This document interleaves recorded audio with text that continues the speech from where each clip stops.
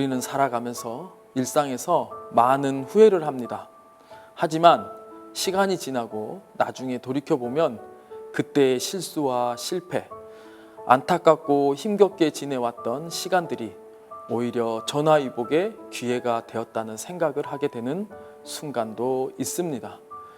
물론 우리가 믿음의 길을 걸어갈 때에도 그때 너무 실수했지, 그때 너무 몰랐어, 그렇게 안 했으면 더 좋았을 걸 하는 후회의 순간이 있을 수도 있습니다. 또 납득이 되지 않는 시련과 고난에 처박혀 왜 나에게 이런 일이 주어져야 하는 거야 하고 원망할 때도 있을 것입니다. 하지만 우리 하나님은 그 잊고 싶은 순간, 감추고 싶은 순간에도 역사하셔서 오히려 반전과 역전의 순간이 되게 하십니다.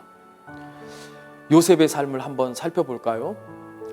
결과론적인 이야기지만 요셉이 애굽의 노예로 팔려가는 과정은 말할 수 없는 상처와 아픔을 준 사건이 분명했습니다. 하지만 요셉과 동행하신 하나님은 감옥에까지 추락한 그를 단번에 애굽의 총리가 되게 하셨습니다. 성경에는 이런 역전과 반전의 이야기가 수도 없이 많이 기록되어 있습니다. 이러한 이야기를 담고 있는 신재용 목사님의 책 페이퍼 처치, 저는 개인적으로 그 책의 커다란 제목 아래 쓰여진 구겨진 종이에도 최고의 이야기를 쓰시는 하나님이라는 소제목이 가슴에 큰 감동으로 느껴졌습니다. 우리의 인생을 한 장의 종이라고 한다면 종이가 어떤 재질인지, 어떤 상태인지는 그렇게 중요하지 않습니다. 어차피 오래된 책, 낡은 공책이 그렇듯이 우리의 인생은 시간이 지날수록 훼손되고 구겨질 수밖에 없습니다. 하지만 중요한 것은 그 종이 위에 쓰여질 이야기가 중요하고 그 이야기를 쓸 작가가 훨씬 더 중요합니다. 비록 우리의 인생이 세월이 지나면서 구겨진 종이와 같을 수도 있겠지만 위대한 작가 되시는 우리 하나님께서 풍부한 상상력과 지혜로 각자의 인생이라는 종이 위에 당신의 이야기를 써내려가고 계십니다.